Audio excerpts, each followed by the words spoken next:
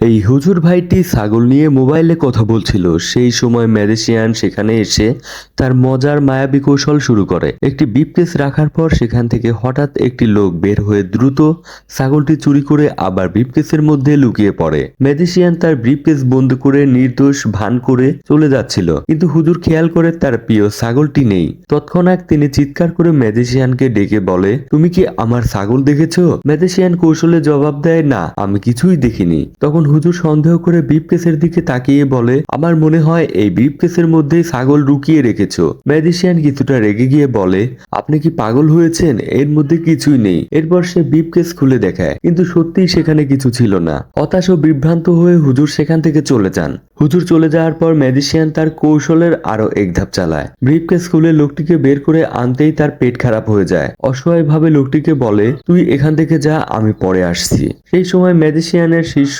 ছাগলটি নিয়ে দ্রুত সরে পড়ছিল। পাশ দিয়ে একজন বাইক চালক ছাগল দেখে প্রশ্ন করে, ভাই তুমি কি ছাগলটি বিক্রি করবে?